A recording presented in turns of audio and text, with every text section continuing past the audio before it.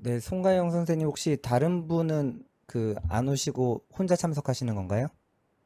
네, 오늘은 저 혼자 참석합니다. 아, 네, 알겠습니다. 그러면 다 된 거네요, 일단. 예, 시작 준비는 된 거네요. 그쵸? 청중은 없을 것 같고요.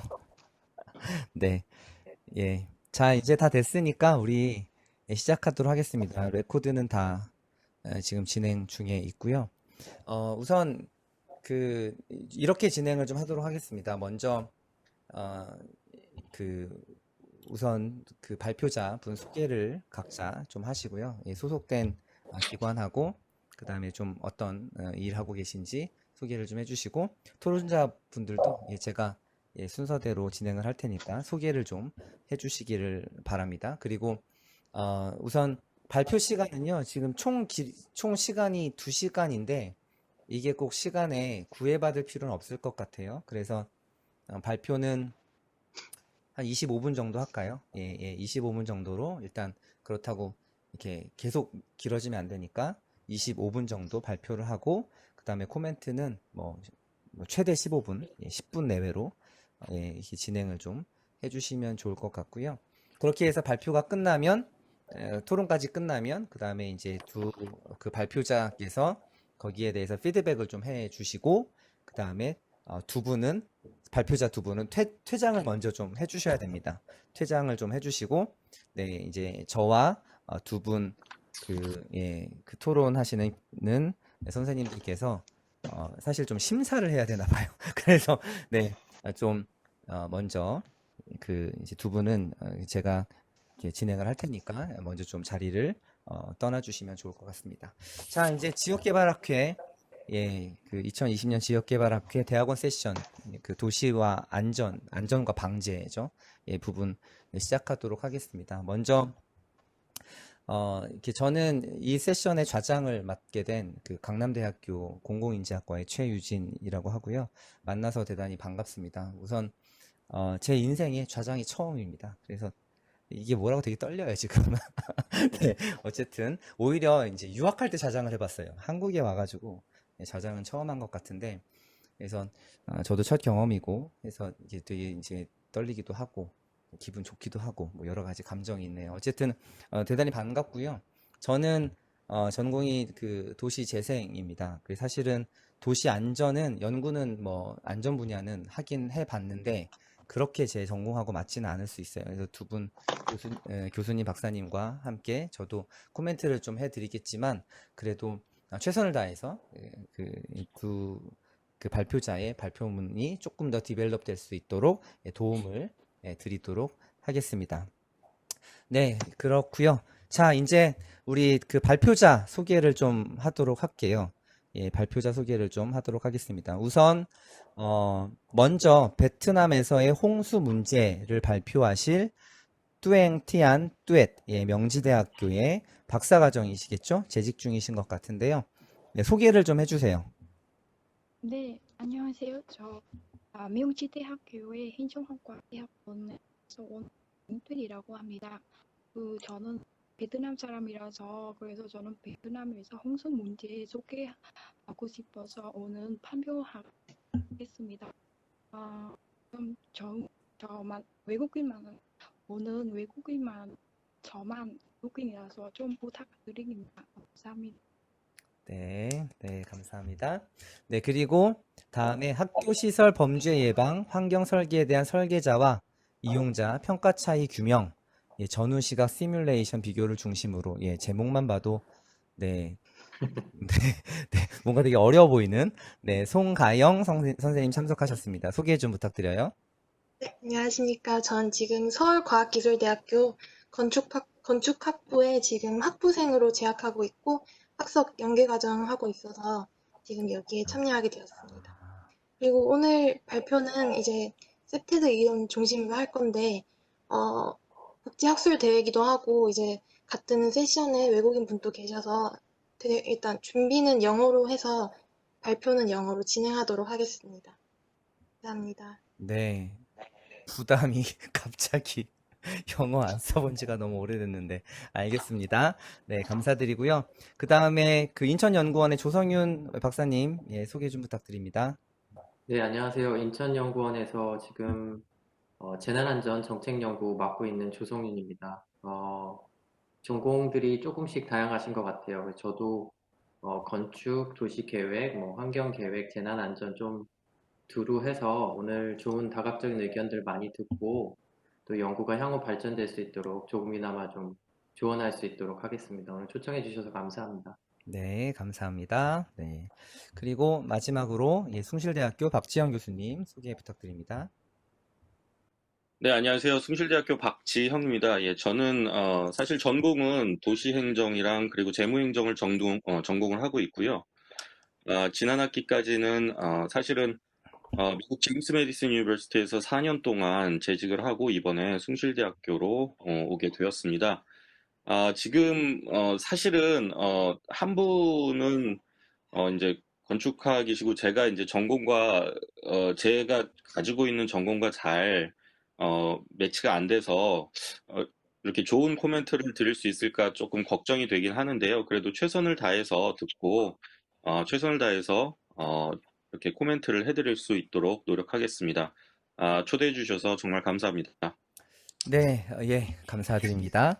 네, 어쨌든 조촐한, 네, 그런 학계 세션이지만, 그래도, 예, 최선을 다해서 또 이제, 박사님들, 그 다음에 교수님들, 예, 이렇게 좋은 조언 드리도록 노력을 하도록 하겠습니다. 자, 그럼, 베트남에서 오신 뚜앵티안 뚜엣, 예, 그 선생님의 베트남에서의 홍수 문제에 관련된 발표를 먼저 들을 텐데요. 이거 화면 쉐어 하실 수 있겠죠? 네. 네네네. 쉐어 버튼 눌러서 줌이랑 대동소이합니다. 네, 그래서 지금부터 발표를 시작하도록 하겠습니다. 네, 3시 5분이니까 3시 반까지 편안하게 준비하신 내용 하시면 될 것 같아요. 네, 안녕하세요. 저는 베트남에서 홍수 문제에 대해 발표하겠습니다. 아시다시피 베트남에서 매년 6월부터 9월까지 베트남의 종로에서 홍수 문제가 너무 심합니다. 홍수 문제로 인하여 인명과 재산 피해가 많습니다. 아래에 여러 가지 원인입니다. 첫 번째, 지리적 위치 강상로에서 비바람입니다. 이곳에 강은 북서쪽 동남쪽으로 바다 방향으로 흐릅니다. 이 지역의 강은 강폭이 좁고 큰 경사면과 좁은 집수진에 닿기 때문에 상대적으로 큰 강우량으로 인해 홍수가 빠르게 발생합니다. 이러한 현상으로 동부 저지대 지역에서 큰 홍수가 발생합니다. 예를 들어 유역 높이가 1313m, 길이가 100km 이상, 유역 면적이 2650 제곱킬로미터, 성호보강은 남북 방향으로 강하구에서 바다로 흐릅니다. 두 번째는 산림은 파괴되고 모래 또는 개척합니다. 유역성 파괴. 네, 선생님 죄송한데요. 선생님, 네, PPT 없으셨나요? PPT 제가 본 것 같은데? 네, 자, 있어요. 예, 예. 이메일로 확인해주세요. 네, PPT 띄워주실 수 없나요? 잠깐. 네. PPT를 저번에 기홍준 교수님은 이메일로 보냈습니다. 네. 저한테 이메일이 왔었나? 이상하게 본 것 같는데 못 찾겠네요. 네, 저한테 네, 지금 저 이메일로 다시 보내면 돼요? 아니요. 이 화면에서 띄우실 수 있거든요. 이 웹엑스 화면에서. 잠깐만. 네. 박지영 교수님 저한테 카톡으로 좀 보내주실 수 있나요? 네네네. 네, 최유준 교수님 제가 지금 보내드리겠습니다. 네. 박지영 교수님 인풋 볼륨 조금 줄이셔도 될 것 같아요. 네, 어쨌든 네, 저한테 보내주세요. 예. 네, 알겠습니다.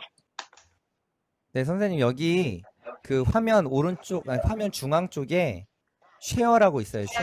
쉐어. 지금 휴대폰으로 하시나요? 아니면 노트북으로 하시나요? 아니요.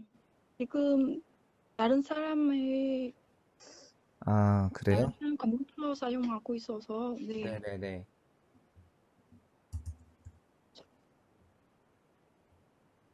네, 감사합니다. 네, 근데 이제 제가 잘 따라가야 되는데, 네.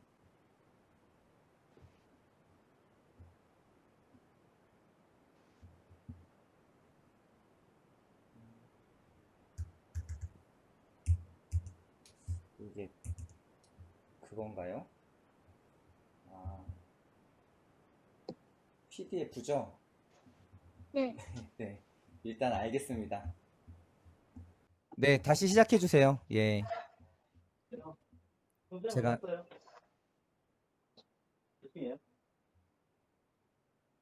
네, 선생님 시작해 주시기 바랍니다.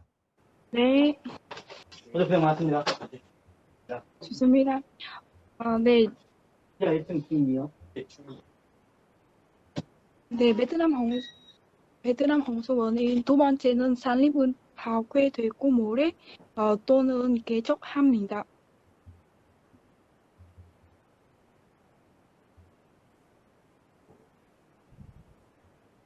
네. 유역순 파괴는 폭풍우와 홍수의 주요 원인 중 하나입니다.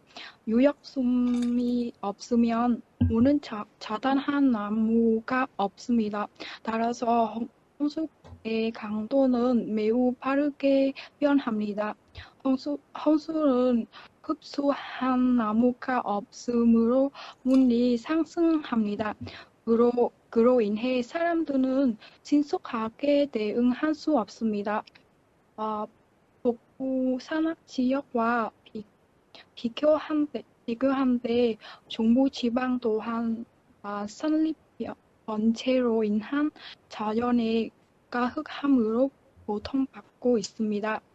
중앙 지방의 많은 유역순과 모호림이 줄었습니다. 그리고 수렵한 천소로 내재됨으로써 보고가 발생했는데 상로에 묻는 조선한 능력은 잃어버렸습니다. 그러므로 이곳은 심각한 홍수 및 홍수가 상황에 직면해 있습니다. 중부 베트남은 또한 숨이 없기 때문에 가뭄이 발생하는데 더 심각한 조건에 처해질 수 있습니다. 그다음 세 번째는 하수도 배수 용량 부족합니다. 비가 계속 많이 와서 교통이 너무 위험합니다. 교통이 혼잡해집니다. 홍수비가 많이 와서 하수도 배수를 해결하는 것이 어렵습니다. 시민의 생활에게 나쁜 영향을 끼칩니다. 그 다음에 홍수의 나쁜 영향은 알아봅니다. 인명과 계산 피해가 큽니다. 아래에 사진 본데 홍수 나쁜 영향에 얘가 있습니다.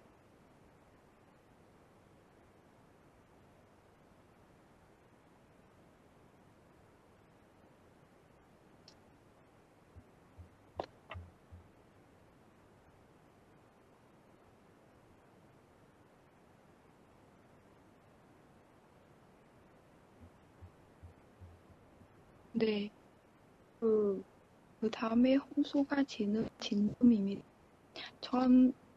2018년간 기능적 세력의 보고에 따르면 홍수 피해 지역은 중부 지역에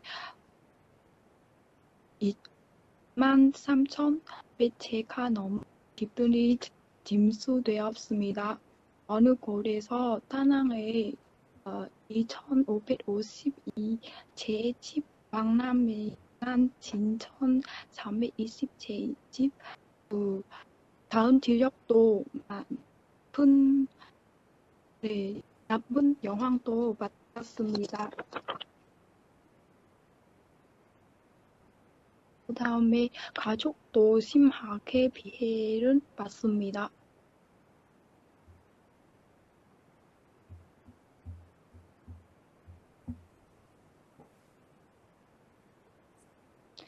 네, 네, 농업개발은 6,910년 헥타르의 산이 손상되거나 홍수가 났으며 손상된 제소와 작물은 875 헥타르가 남았습니다.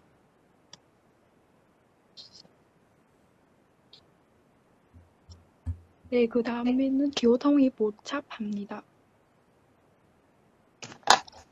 네, 사진 보는데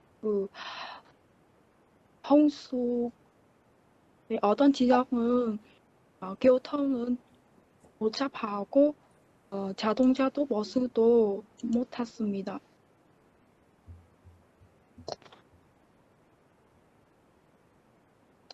마지막은 온화가 침식되었습니다.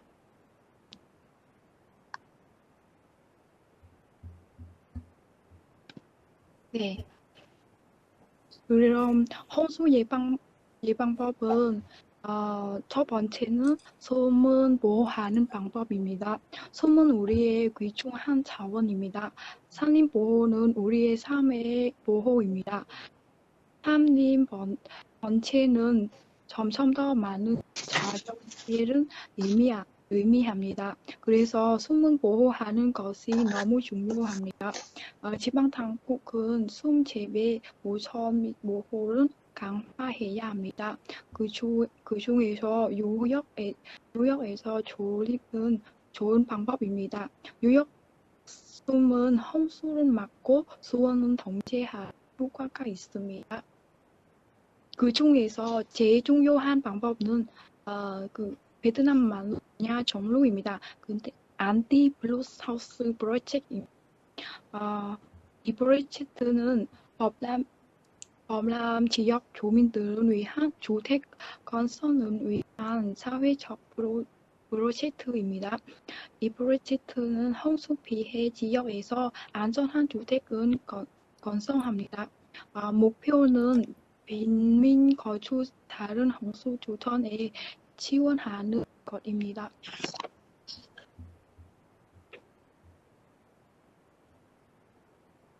이 프로젝트의 목적은 자연재해에 영향을 받는 지역, 특히 중앙지방의 안전한 주택을 건설하는 것입니다. 이 프로젝트는 가난한 사람들, 부유한 사람들을 도우고 그들의 안전한 생활 능력을 향상시키며 자연재해 및 기후변화의 영향을 사전 예방합니다. 홍수 방지집 덕분에 많은 사람들은 자신의 소중한 자산을 보호하면서 인생의 위험에 처하지 않게 되었습니다.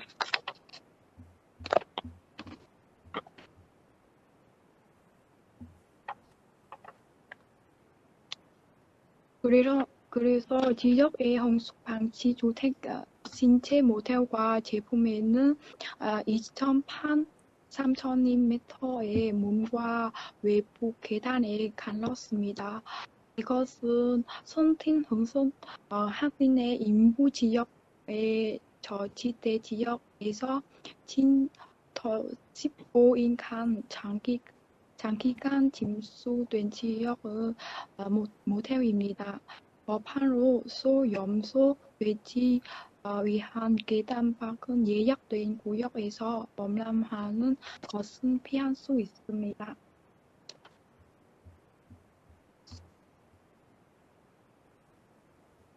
네, 고층타인 하우스가 없는 수 몇만 상자의 인스턴트라면 현재 홍수 방지 프로젝트가 시작되어 현재 지역 사회로부터 큰 지지를 얻고 있는 모토입니다. 홍수 방지 팀은 그곳에서 멈추었을 뿐만 아니라 사람들이 동시에 문핀터, 음식 시소 등 많은 필수품을 지원할 수 있도록 밤낮으로 일하고 있습니다. 모든 사람들은 홍수 조선소득의 현대가 사람들이 중부 지방의 사람들과 자주 싸워야 하는 사람들에게 인명 및 예산 피해 위험을 줄이기 위해 복제될 수 있는 기회를 갖기를 원합니다.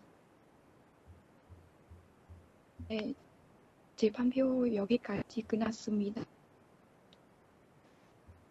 들어주셔서 감사합니다. 네, 네, 수고하셨습니다. 네, 쉽지 않았을 텐데, 그래도, 예, 잘 전달해 주셔서, 예, 이해하는 데는 큰 도움이 된 것 같습니다. 그러면, 바로 이어서 발표를 듣고, 예, 토론을 같이 진행하도록 할게요. 예, 송가영 선생님 준비되셨으면, 예, 잠시만. 네, 화면 공유하겠습니다. 네,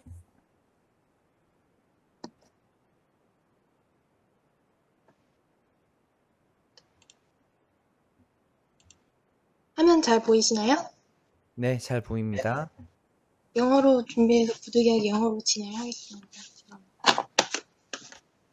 Hello, I'm Ka Young-song, student from Seoul National University of Science and Technology, and I'm going to present about the gap of evaluation on school SEPTED between practical designers and school users.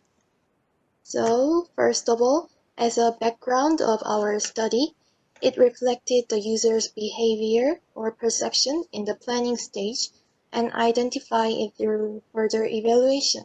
So it's in the process of finding and giving feedback on changes after the prototyping process. So in this study, SEPTED theory is applied and it reflected we want to find out the difference between the user and the expert in practice. So the purpose of this study is to see if there is a difference in the crime prevention effect of individual SEPTED elements by spatial area from the perspective of working level experts, and what is the most effective SEPTED technique.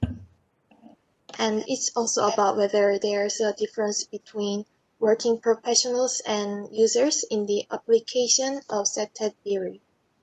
So we selected 20 school facilities nationwide, including 2 schools in the SEPTED project, and drew up a simulation design. And 31 working level experts with more than 3 years of design experience were evaluated, and the average difference between the pre and post measurement was tested in a statistical manner. And this time, the space range was divided into 4 areas like this, and the 6 SEPTED strategies were also organized into 4 categories like this. So originally, SEPTED stands for Crime Prevention through Environmental Design, and the theory has 6 principles, like surveillance, access control, territoriality, target hardening, and activity support and maintenance and management. And so surveillance in particular means to prevent crimes by securing external visibility into the existence and activities of people in the space, such as installing transparent fences. And what is activity support? No, access control. It literally means controlling outsiders' access to a particular space. So we were able to construct and maintain space by using this theory to prevent crimes in schools. For example, following the access control I just described, there are many examples of installing entrance fences or installing fences in spaces leading to a dark backyard, or installing some door locks in classrooms, and so on. And in addition, the method of managing the aging environment of buildings and Operation Crime Prevention Program is applicable for this one, maintenance and management purposes. And so in this study, the evaluation on the subject of practice based on the prior research review, like this. Based on the pre- and post-simulation assessment statistics, we have identified the difference in assessment between working level experts and users to compare the priority strategies by simulations. And in addition, it is a discriminatory characteristic of this research that distinguishes the difference between users and designers in the process of quantitative analysis through statistical methods by conducting some evaluations based on crime prevention or vulnerable case images collected at school sites. So for each item, there are a total of 24 pairs in comparison before and after the application of septate objects. So if you look at number 3 here, the school boundary concrete fence here has been replaced with a high-colored transparent fence, and which still controls access and while improving the efficiency of natural monitoring.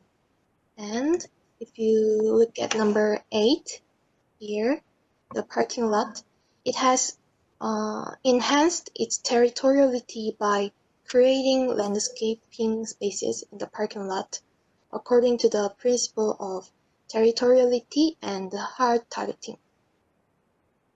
And next example is about number 9. Number 9, this is a dark space outside the building. So the flower bed was made by removing the piled up objects and changing the floor and wall packaging materials. So maintenance can therefore increase usability and reduce bad behaviors of students. As shown in the examples of the fence earlier here, the number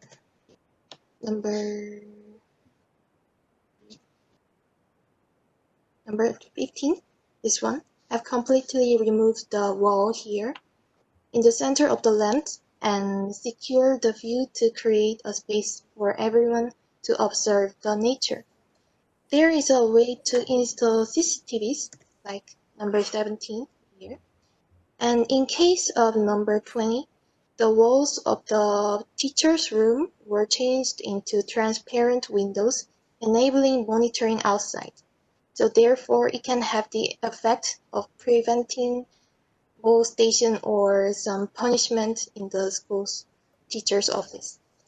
And you can see that in number 22 in classroom, they also try to prevent crimes by applying similar methods. So this is the result. The following here, we divided the space into 4 categories, like this one, and this one, and this one. And derived the overall ranking when we analyzed the effects of the difference in average value before and after the evaluation by experts. So first, this blue part here is the top of 30% of the overall ranking. The first example shows a change into school boundary fence, this one. And the natural monitoring is number 1 in the entire category. In addition, natural monitoring through installing some wall CCTVs, controlling access through fences, and installing transparent windows in classrooms is relatively high. On the other hand, the red areas are the bottom of 30% of the assessment results. So if you look at the number 7 here, this is the lowest ranking. there's an item that has increased the natural surveillance by removing some of the landscaping of the outside rest area. But this is at the bottom of the list, and the other 10 pairs, such as access control by installing fences in the backyard and access control by installing door locks in the classrooms, like this, had very poor results. And next, at first I explained that the scope of the space was divided into 4 categories, and within this distinction, we analyzed which items was high and low in priority. So the school boundaries here, show that the natural monitoring through the installation of fence, which were the top overall, was the most effective. And the territoriality reinforcement strategy by changing the pavement of the main gate was the lowest ranking. And here, inside the school and outside the building, there were the highest number of questions to maintenance and management, the dark space of the buildings, and the lowest was about the natural monitoring through the removal of the rest area landscape.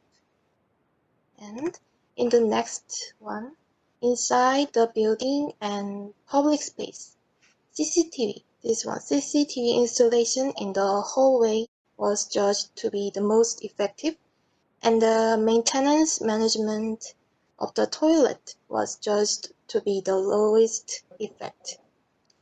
In the building interior and this one, individual space has the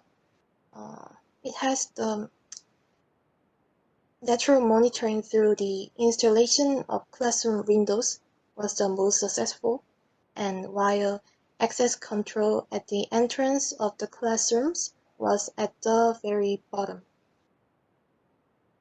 This is divided by some safety theories.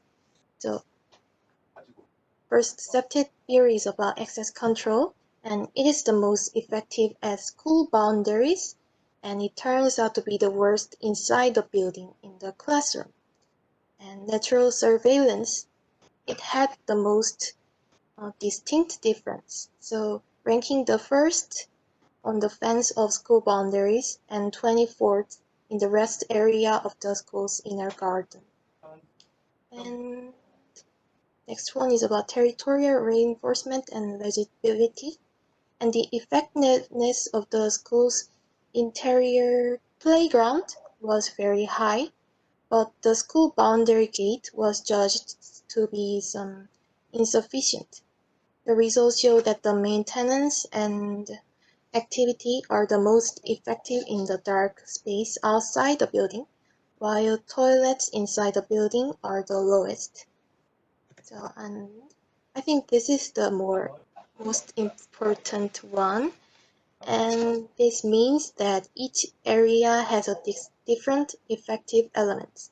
So this is a result of comparative analysis according to the difference between the user here and design professional.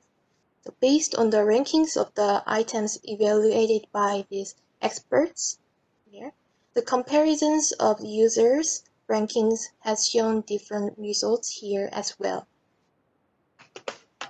So this is about top 5 by some experts here.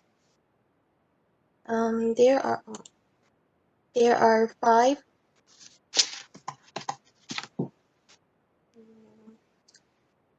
simulations, and we can see that the second one, it has also highly appreciated by the user. And the user has determined that this one, number 17, which is the 5th rank, shows that the users evaluates this for 22nd ranking. So it has the distinctive difference between design professionals and users. And we can also find that from the bottom 5 simulations in the experts. So if you look at the number 19 of the 21st, you can see that the not only experts and the users ranked 23rd. So it was negatively evaluated by both sides.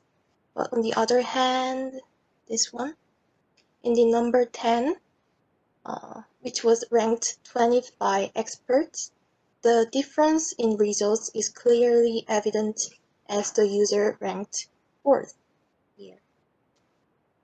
So this is the conclusion and implications of this study. So we could find some differences in effectiveness by space or area of septet elements, and we could find out what is the most effective septet technique for each space and area. And the majority of all simulations derive generally consistent statistical levels and priorities regardless of users and experts. But there were some differences in some evaluations between experts and users on some number, like number 10 or number 17. So I think it is necessary to adjust the priority of element designs of practical experts by reflecting user-based evaluation results as much as possible. And we need to demonstrate an objective experimental design method that can determine causality between septet business and crime statistics. So this is all of the presentation. Thank you for listening. 네, 수고 많으셨습니다. 네, 잘 들었고요. 예, 아마 그 이야기는 그렇게 이렇게 비전문가 입장에서도 그렇게 어렵지 않을 만큼 되게 친절한 해설과 그리고 또 이제 사진도 다 곁들여져 있어서 이야기는 그렇게 어렵지 않았던 것 같습니다. 자, 그러면 먼저 우리 베트남에서의 홍수 문제, 그 뚜엉띠안 뚜엣 그 선생님의 발표에 대해서 예, 이게 지금 숭실대학교 박지영 교수님이 하시나요? 이 부분을? 이게 원고가 정해져 있는 건가요? 저는 둘 다 원고를 둘 다? 받아서. 아, 예. 그러면은, 네, 네. 저도 지금 그 얘기를 듣지는 못했는데, 그러면은 일단, 먼저 우리가, 예, 그 뚜엉티 안 뚜엣 그 선생님의 얘기를, 좀 했으면 좋겠어요. 그래서 그 논문에 대해서, 베트남에서의 홍수 문제에 대해서 박지영 교수님과 조성윤 박사님의 코멘트를 먼저 듣고, 그 다음에 두 번째 논문으로 송가영 선생님의 예, 그 발표로 좀 들어갔으면 좋겠습니다. 그러면 먼저 조 박사님도 예, 베트남 홍수 문제 예, 좀 코멘트 가능하시죠? 예. 예. 두 개 다로 일단 들었습니다. 네. 아, 네, 그러신가요? 네. 알겠습니다. 네. 제가 먼저 할게요. 네, 조성윤 그 박사님께서 먼저 예, 그 베트남에서 홍수 문제에 대해서 코멘트를 좀 해주시겠습니다. 네. 네, 발표 잘 들었습니다. 수고 아주 많으셨습니다. 이제 대표적 재난안전 측면에서 아무래도 그쪽 연구를 하고 있으니까 말씀을 드리도록 하겠습니다. 이게 대표적 자연재난인 홍수 문제에 대해서 말씀을 해주셨는데 사실 올해 우리나라도 대규모 물난리가 났죠. 그래서 이런 뭐 태풍이나 집중호우, 홍수 같은 대표적 자연재난의 경우에는 요새 이제 기후변화 요소까지 더해지면서 그 불확실성이 좀 증가되고 있고 그 피해가 점점 더 커지고 있는 실정입니다. 근데 베트남의 경우에는 그 우기도 길고 또 강수량이 워낙 많은 데다가 그 지형적 여건도 있고 또 그 급속한 도시화로 인해서 인프라 부족 등의 문제가 겹쳐지면서 홍수가 사실상 되게 국가적인 문제로 인식되고 있습니다.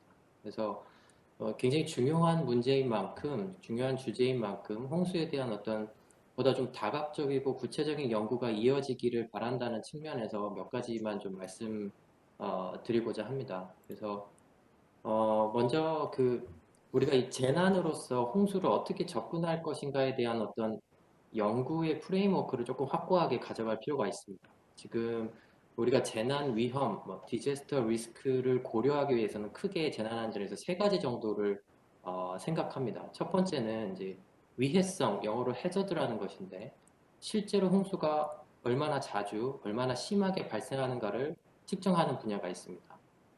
많은 수리수문학자들이 연구를 하거나 하는 부분이기도 하죠. 두 번째는 취약성, vulnerability라는 것인데 도시 내에서 이러한 홍수 피해를 가중시킬 수 있는 요소들이 무엇인지를 파악하는 게 필요합니다.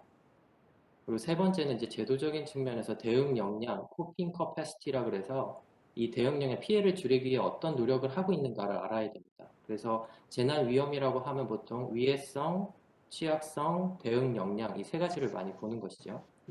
오늘 이 연구는 그 홍수에 대한 어떤 현황 분석, 다시 말해서 위해성에 대한 어떤 1차적 정보를 정리해 주셨고, 그리고 그 중에 대응 방안 중에 하나로서 그 엔타이 플러드 하우징 프로젝트를 소개하고 있는 것으로 제가 이해를 했습니다.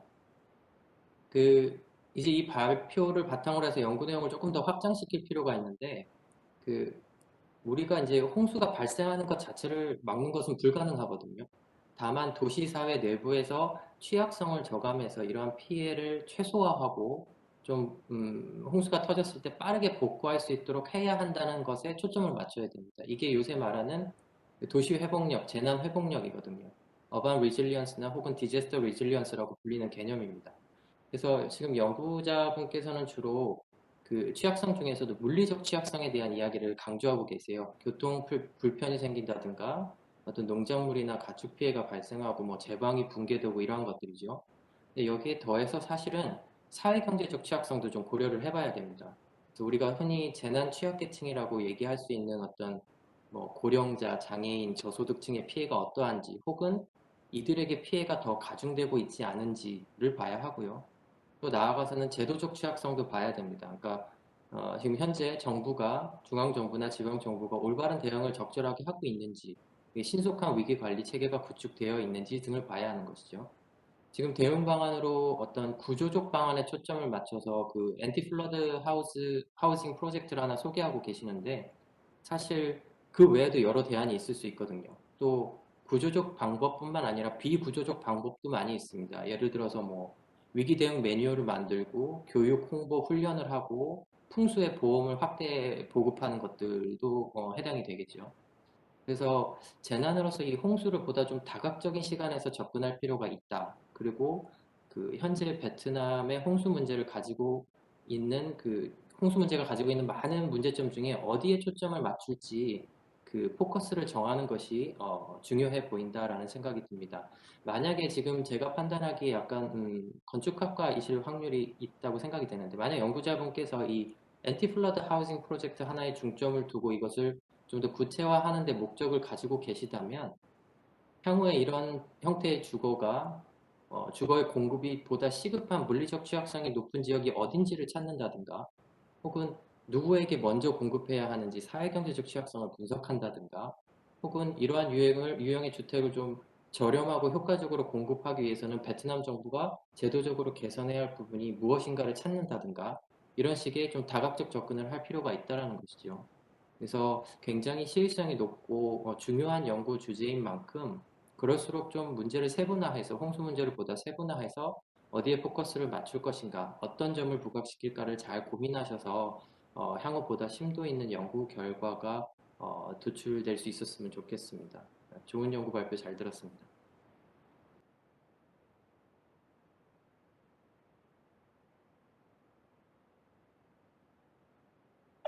박사님 예, 말씀 교수님 안 안 들립니다. 들립니다. 저기 마이크 켜주시고 해주셔야 될 것 같습니다. 예, 죄송합니다. 네, 우리가 지금 현재 이 그 영상도 녹화하고 있잖아요. 그래서 녹화본을 그 뚜eng띠 안뚜에 선생님에게 보내드리도록 하겠습니다. 동일하게. 그래서 지금 그 조성윤 박사님께서 말씀하신 내용이 저는 굉장히 핵심적인 내용들을 짚었다라고 보거든요. 예, 그래서 좀 나중에라도 이것이 정말 글답게 페이퍼 연구답게 진행될 수 있도록 좀 도움이 많이 될 것 같아요. 혹시 박지영 교수님 그 코멘트 있으시면 우리 또 베트남의 뚜엔티 안뚜에 선생님에게 좀 도움을 주셨으면 좋겠습니다. 예, 먼저 좋은 발표 너무 잘 들었습니다. 그리고 이제 조성윤 박사님의 좋은 코멘트도 잘 들었습니다. 그래서 제가 사실 조성윤 박사님이랑 이렇게 코멘트가 확실하게 차이가 너무 잘 해주셔가지고 차이가 있을지는 솔직히 잘 모르겠는데요. 먼저 조성민 박사님이 말씀하셨던 것처럼 지금 뭐 전 세계적으로 홍수에 대한 문제가 굉장히 심각해지고 있기 때문에 이러한 연구를 진행하신다는 것, 특히 베트남에서 이제 베트남 사례로 그 연구를 진행하신다는 거에 대해서 굉장히 저는 좋은 연구라고 그 자체 하나만으로도 좋은 연구라고 생각이 되고요. 이런 좋은 연구에서 아까 전에 이제 그 조성윤 박사님이 말씀을 해주셨던 것처럼 우리가 이제 조금 더 포커스를 맞춰서 연구를 진행을 하면 조금 더 독자들에게 재밌는 이야기를 들려줄 수 있지 않을까 생각이 되는데요. 제가 알기로는 지금 발표하신 분께서 행정대학원에 계시는 걸로, 행정학과에 계시는 걸로 알고 있는데 혹시 맞나요? 그 첫 장에 행정학과 대학원에 계시는 걸로 제가 봐서 그래서 아까 전에 이제 조성윤 박사님은 그 건축 쪽으로 이제 아니면 이제 그런 관련 기술적으로 말씀을 해주셨는데 저는 그러면은 이제 저도 사실은 뭐 그 부분에 대해서 중요하다고 생각했는데 이제 박사님께서 먼저 이야기를 해주셨기 때문에 저는 이제 정책 쪽으로만 조금 덧붙이면은 좋을 것 같습니다. 그래서 사실 이제 그 연구로서 조금 더 포커스를 맞춰서 발전을 시키시려면 이제 그 나중에 이제 라이팅을 하실 때 확실한 연구의 기여도를 말씀을 해주시면 좋을 것 같습니다.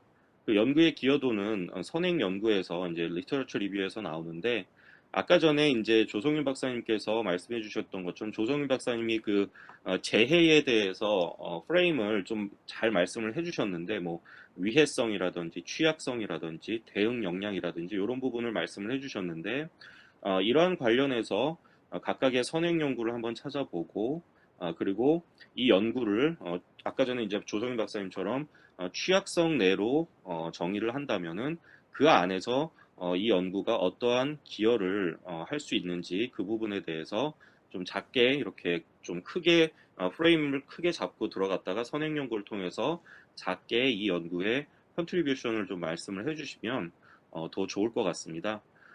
그리고 사실 이제 정책적으로 제가 아까 전에 그 파워포인트에서 마지막 그 사진을 봤는데 이제 실제로 집이 이제 그 지어진 거를 봤거든요. 그래서 혹시 제가 느끼기에는 이게 실제로 정책이 임플리멘테이션이 되지 않았나 싶은데 만약에 정책이 실제로 임플리멘테이션이 됐으면 우리가 이제 정책적으로 이게 어떠한 효과가 있는지, 특히 비용이라든지, 이런 정책을 함으로 인해서 비용을 어느 정도 지난 홍수의 피해액과 비교를 해서 어느 정도 정책적으로 이렇게 효과를 거둘 수 있었는지, 그런 부분에 대해서 한번 측정을 해보고, 안 되면은 이제 인과관계가 안 되면 디스크립티브하게 이제 비교를 해서 좀 해보면은 조금 더 재미있게 우리가 그 논문을 더 진행을 시킬 수가 있을 것 같습니다.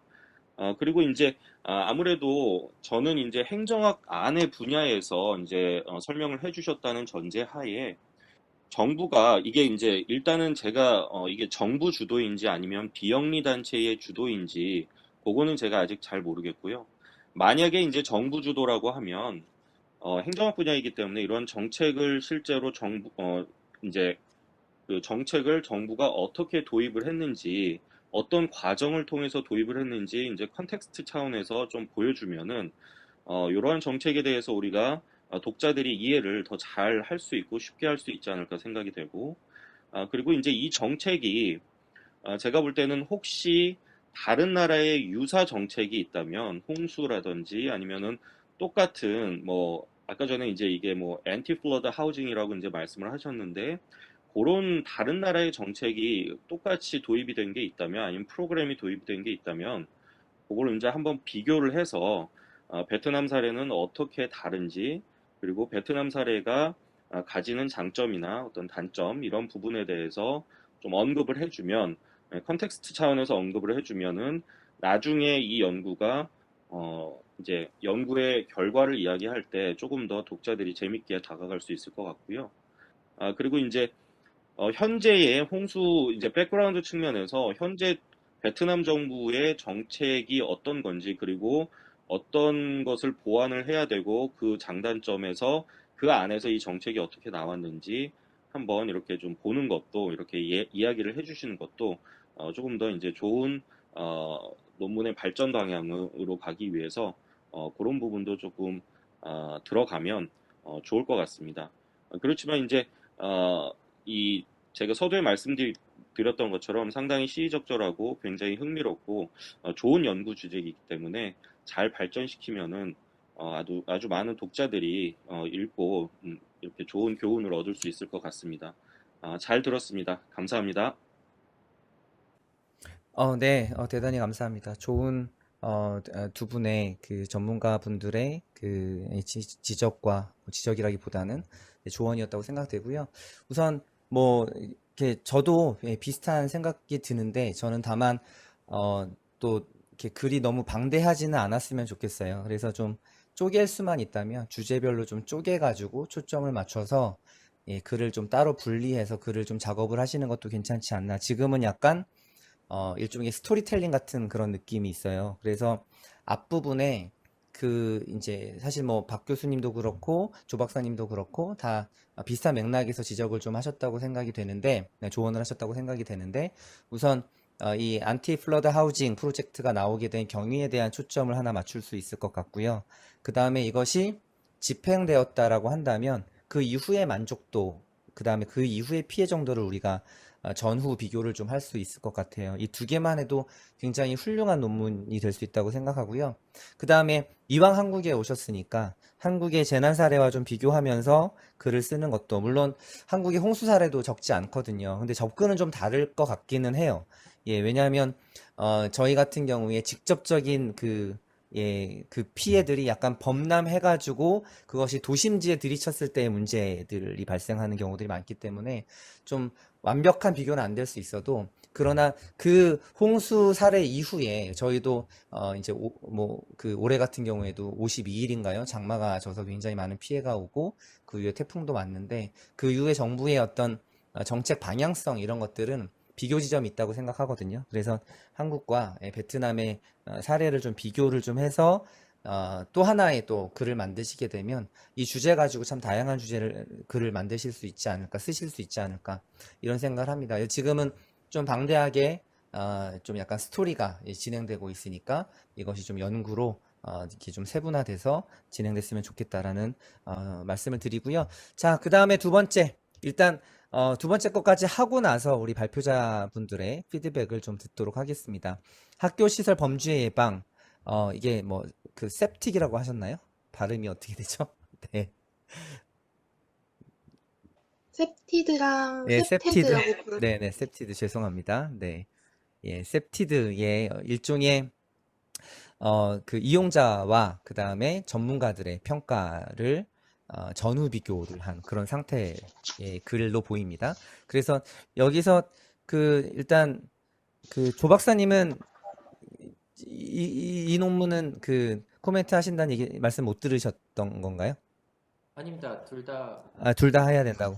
예, 그러면은 우선 네, 그 동일한 순서로 우선 조성희 박사님부터 좀 말씀을 듣도록 하겠습니다. 예. 이것 또한 되게 재밌고 좋은 연구 발표였습니다.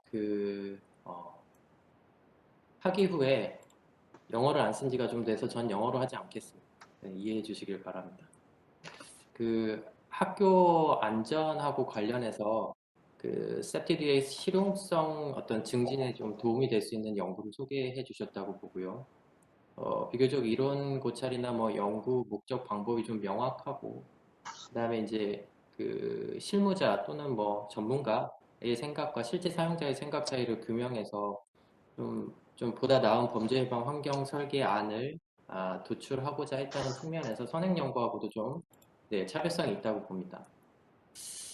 저는 이제 사실 셉테드에 대한 관심도 많고 그만큼 한계점도 많이 지정되고 있거든요, 요새. 그래서 오늘 이 자리를 통해서 조금 이 셉테드에 대한 근본적인 이야기를 조금 하고 싶고, 또 하나는 향후 이 연구의 발전을 위해서 같이 고민해야 할 사항들에 대해서 조금 논의를 해봤으면 좋겠습니다.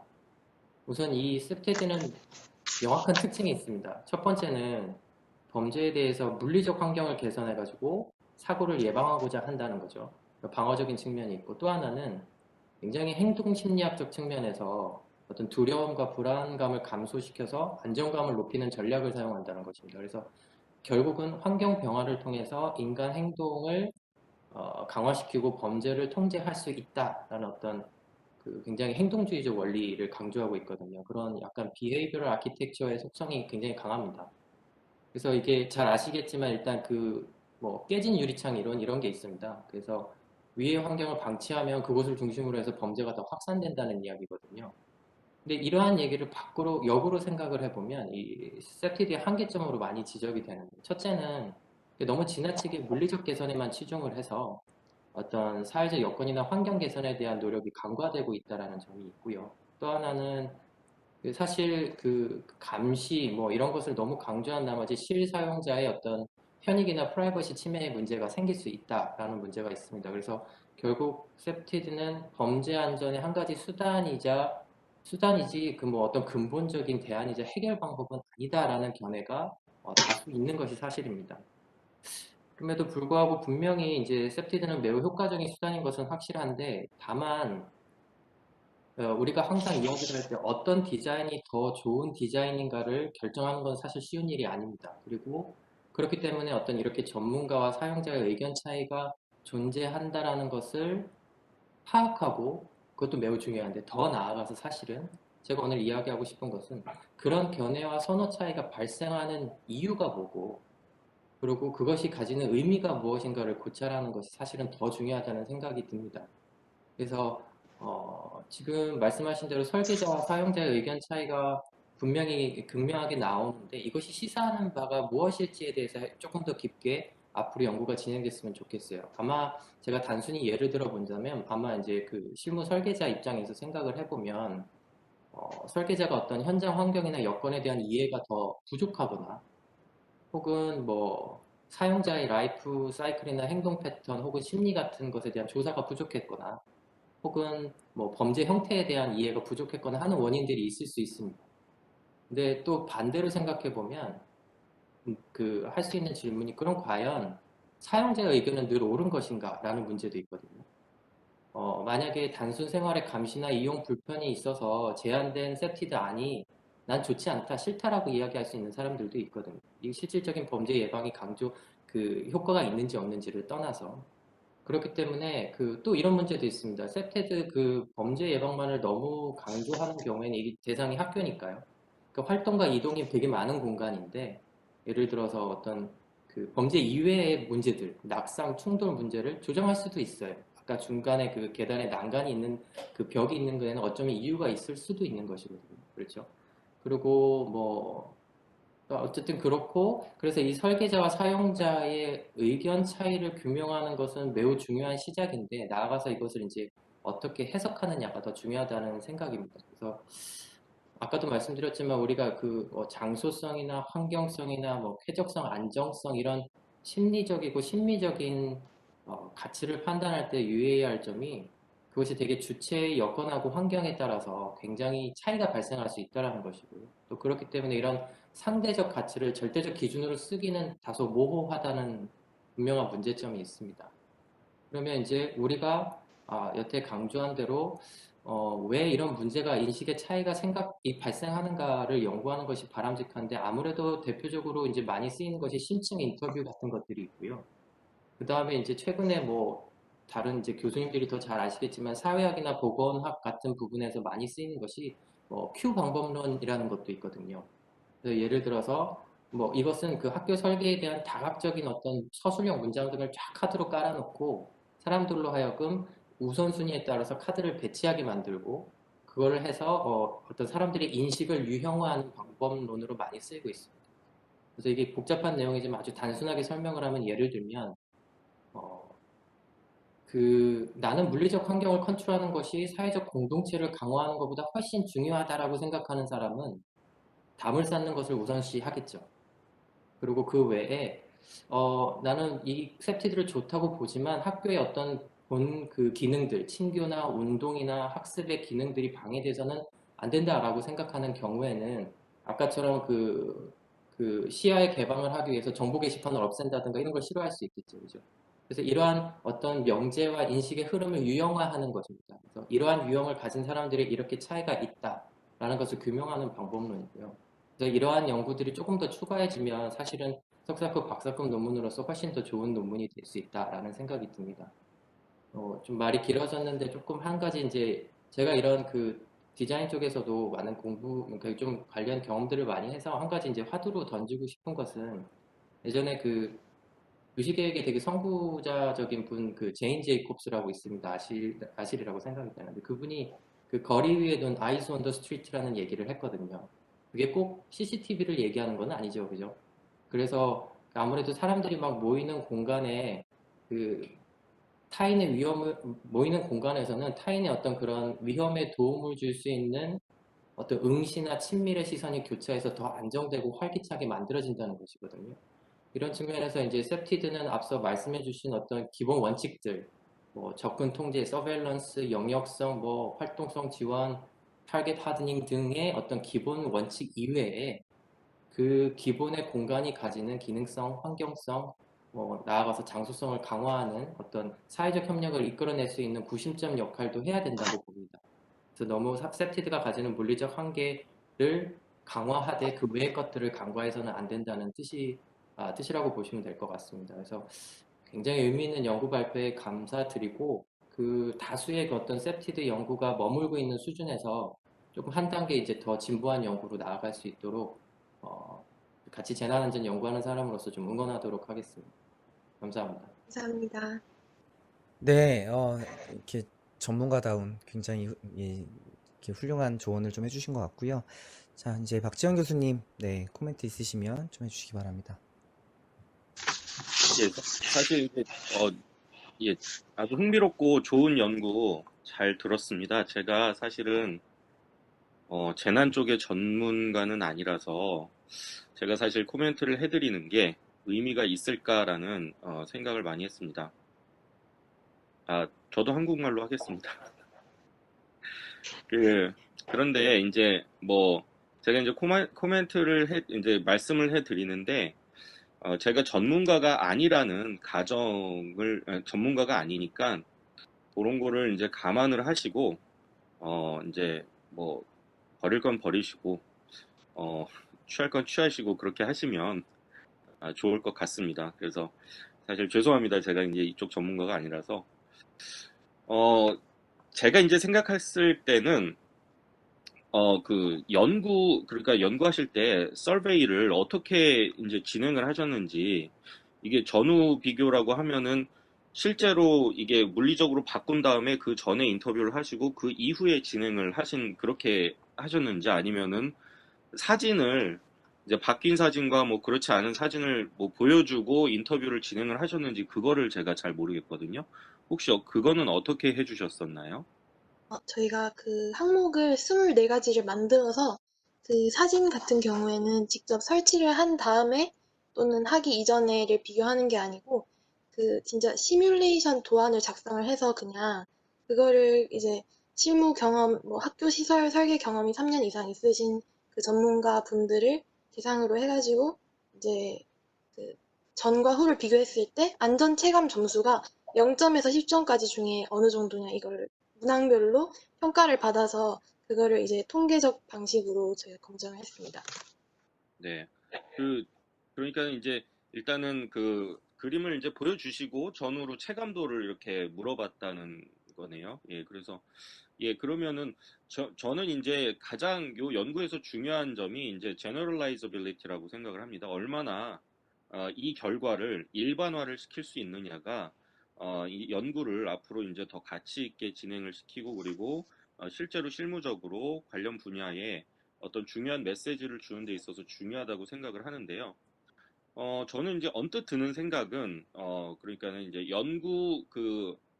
설베이를 진행하는 그 시뮬레이션을 진행하는 프로세스 안에서의 어떤 바이어스가 혹시라도 있을 수 있지 않을까. 그래서, 어, 뭐 이게 가능한지는 모르겠는데, 아까 전에 이제 조성윤 박사님이 제시를 해주신 것처럼, 요 방법 외에, 뭐, 아까 전에 말씀해주신 뭐, 큐 메서드라든지 그런 걸 해서 뭔가 더블 체킹할 수 있는 더블 체킹을 함으로 해서 이 결과에 대한 어떤 릴라이어빌리티를 우리가 좀 알 수 있으면 조금 더 좋지 않을까. 이제 뭐 제가 생각하기에는 그렇습니다.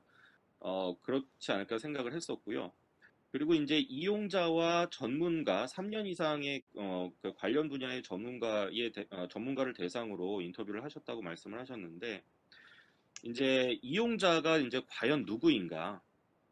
그런 부분도 있을 것 같거든요. 뭐 이제 언뜻 생각하기엔 제가 잘 모르겠는데 이제 학생인가 아니면 선생님이신가 아니면 일반 분이신가 아니면 전문가면은 3년 이상 재직을 하셨는데 뭐 이 분야에 대해서 어떤 백그라운드를 가지고 있는 전문가이신가? 그러면은 이러한 것들이 실제로 인식의 차이에 이렇게 방해를 하진 않았을까? 바이어스가 되도록 방해를 하지 않았을까? 그래서 그런 부분을 저는 이제 요 방법론에 대해서는 잘 모르기 때문에 어떻게 이제 그런 부분에 대한 방법론이 있으면 이제 좀 고민을 하셔가지고 하시면 좀 더 이 결과가 일반화라는 그 결과를 보여줄 수 있는 데 있어서 조금 더 좋지 않을까 생각을 해봤고요. 그리고 이제 제가 이제 좀 한 가지 궁금한 게요. 이 분야의 전문가가 아니라서 이게 있을지 없을지는 모르겠지만은 사전에 이용자와 전문가가 어떠한 그러니까 인식의 경향성을 보이는지 그런 것들이 이론적으로 뭔가 선행 연구나 아니면 이론적으로 그런 게 있다면은 좀 그런 거를 먼저 이렇게 좀 뭐 이러한 뭐 셉틱에 대해서 이용자는 뭐 지금까지 어떤 뭐 이론적으로 어떤 경향성이 있고 또 이제 전문가는 어떤 경향성이 있고 이런 거를 만약에 그러한 관련 이론이나 프레임이 있다면 이야기를 해주면 좀 더 쉽게 독자들이 이해를 할 수 있을 것 같고요.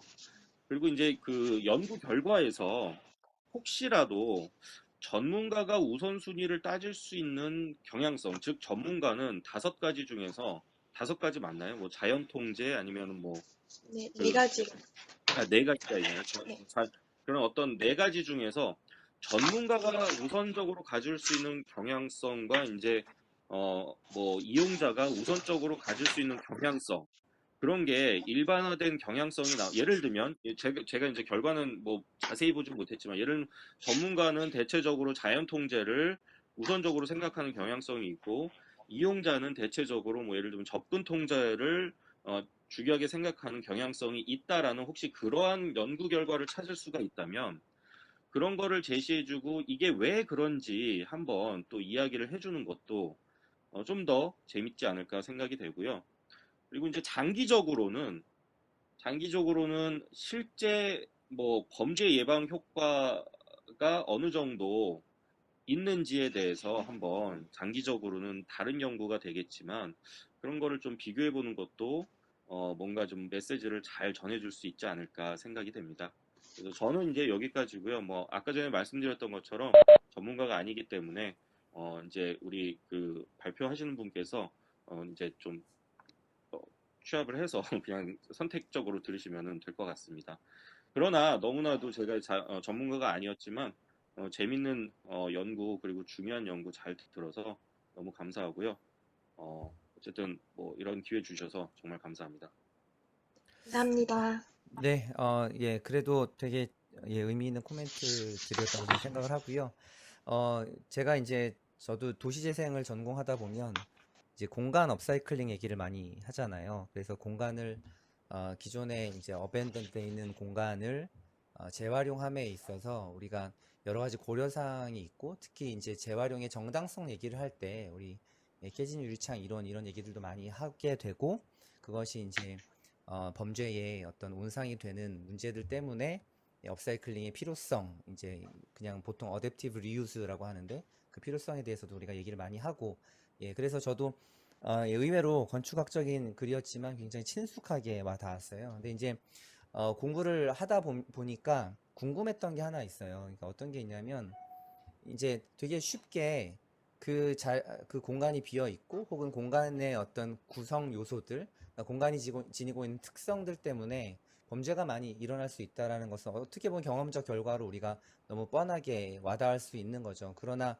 지금 이게 학교라는 특수성이 있기 때문에 저는 이 논문이 그 자체로서 의미가 있다고 보는데, 조금 더 우리가 간과하지 말아야 될 것은 지역사회 요인이 분명히 있어요. 이 범죄의 측면에서, 안전의 측면에서. 그래서 지역사회 요인을 간과하고 이 부분만, 이건 아마 조 박사님의 코멘트에 다 들어가 있다고 생각은 듭니다만, 그래서 요것만 좀 강조하게 되면 오히려 실행 단계에서의 어떤 범죄를 실질적으로 유의미하게 감소시키는 효과는 좀 적어질 수도 있다라는 측면도 있을 것 같고요. 그 다음에 이 자체의 글로만 보게 되면 저는 굉장히 재밌게 봤는데, 다만 결론은 좀 조심해서 내리실 필요가 있지 않나라는 생각을 좀 했어요. 우선 보게 되면, 네, 죄송합니다. 저도 한글 거 기준으로 보게 되면, 개별 장소 특성을 고려하여 효과성이 높은 설계 요소를 우선적으로 적용하되 라고 했는데, 사실은 효과성이 나온 건 아니거든요. 추정치가 나온 건데, 근데 그걸 떠나서 이게 개별적 요소로 적용됐을 때 뭔가 포괄성이 떨어지니까 진짜 범죄 예방 효과가 있을까란 고민은 돼요. 그러니까 이게 뭔가 포괄적인 어떤 학교 전체의 리노베이션 플랜 안에서의 이게 이루어지게 된다면 우리가 그 중에 중요성을 좀 따질 수 있을 것 같은데, 그 중에 중요한 건 몇 개만 실제로 됐을 때 빈 공간들이 너무 많이 생기게 되잖아요. 그래서 실제로 이게 범죄 예방 효과로 갈 수 있을지에 대해서는 좀 고민이 필요하니까 결론을 내실 때 한 번쯤은 고민을 좀 해주셨으면 좋겠다라는 생각이 들고, 그 다음에 두 번째 제시한 것은 제가 솔직히 조금은 이해가 안 갔어요. 그러니까 만약에 이런 식의 결론을 내리실 거면 굳이 실무 전문가 의견을 중요하게 다룰 필요가 없었는데, 실무 전문가 설계 요소 우선순위 조정할 필요가 저는 굳이 없다고 보고, 그냥 차이는 차이대로 거기에서 함의를 가지시는 것이 좀 어떨까라는 생각이 들고요. 그 다음에 박지원 교수님 말씀하셨던 것이 다 이 부분이라고 생각해요. 이게 일종의 인과성 판단을 위한 실험 설계는 아니잖아요. 그렇기 때문에 또 이 부분을 잘 지적하셨어요. 그래서 이 부분이 좀 강조가 되어지고, 또 나름의 이제 이 논문을 평가하는 평가자들에게 그 디펜스 할 수 있는 요소로 작용할 수 있다면, 추후의 연구 과제로서 우리가 진짜 실험 설계를 도입해 가지고 평가해 볼 수가 있을 텐데, 그러려면 또 우리가 풀이 실험을 좀 하긴 했어야 되는데, 그런 것들도 좀 있고, 그래서 꼭 이 대상이 됐던 지역뿐만 아니라 추후의 연구에 있어서 되게 중요한 자료가 되지 않을까라는 생각이 듭니다. 그래서 결론만 조금만 서술을 너무 단정적으로 하지 마시고 조금 열어서 좀 글을 쓰시면 훨씬 더 좋게 되지 않을까라는 생각이 듭니다. 자, 지금까지 이제 교수님들 그 코멘트를 들었습니다. 그래서 우선 이제 발표자의 좀 반응, 피드백을 좀 보도록 하겠습니다. 우선 그 뚜앵띠 안 뚜엣 선생님, 베트남에서 홍수 문제 이제 들으시고 어떤 생각이 드시는지 좀 간략히 좀 말씀을 해주시기 바랍니다. 최유준 교수님, 네, 뭐 이 이상한가요? 네, 심사를 이제 저희 음. 디스컨선트랑 세 분이서 진행을 하신다고 아까 말씀. 네네네. 근데 그 지금 발표자의 피드백, 발표자. 예. 네네, 발표자의 피드백. 네, 뚜띠안 뚜에 선생님 듣고 계시나요? 네. 혹시 지금 전문가분들이 코멘트를 해주셨잖아요. 그죠? 네. 코멘트 듣고 혹시 하실 말씀 있으신지. 네, 하시고 싶은 말씀 있으신지 마지막으로. 네, 저번에 졸업, 뭐지? 졸업 시험에 그 문제 봤습니다. 한번 봤습니다. 근데, 제 생각에는 베트남보다 한국은 거기 그 세금을 요즘은 많이 성립했습니다. 베트남에서 아직 없어서 우리나라에 좀 문제 많이 생겼습니다. 그래서 나중에 만약에 저 베트남 돌아갈 때 그 사이드는 선취하고 다른 모든 지역에 운영하면 좋겠습니다. 그렇게 생각했습니다. 네, 감사합니다. 네, 좋은 반응이신 것 같아요. 자, 그 다음에 송 선생님, 저희들, 그 코멘트, 드린 것에 대해서 어떻게 생각하시는지. 우선 제가 코멘트의 내용이 다, 일단 설문조사 자체에 대해서 보자면은, 설문 대상자의 수가 현저히 적기도 했고, 그리고 이 범위도 뭔가 제한적이지 못하고, 한정적이지 못하고, 너무 포괄적이었던 점, 그리고 이걸 바탕으로 결과를 도출하였을 때 그에 대한 이제 전문가나 이용자 사이 간에 이제 차이가 있음을 도출을 했지만 그에 대한 분석이 부족했고, 그리고 마지막에 결론 부분에서도 이러한 부족한 점, 예를 들어서 뭐 지역사회 요인을 고려할 수도 있고, 뭐 전문가나 이용가 간의 특성이 무엇인지를 파악을 해볼 수도 있고 한데, 이것이 없이 마지막에 조금 단정적으로 결론을 지었다는 점을 듣게 되어서 저는 좋았다고 생각합니다. 네, 감사합니다. 네. 자, 그러면 예, 우리 대학원 안전과 방제 세션은 이것으로 종료하도록 하겠고요. 예, 두 발표자 선생님은 퇴장해 주시면 될 것 같아요. 이제 네, 나가주시면. 고생하셨습니다. 예, 고생하셨습니다. 정말 고생하셨습니다. 수고 많으셨습니다. 감사합니다. 네. 수고하셨습니다.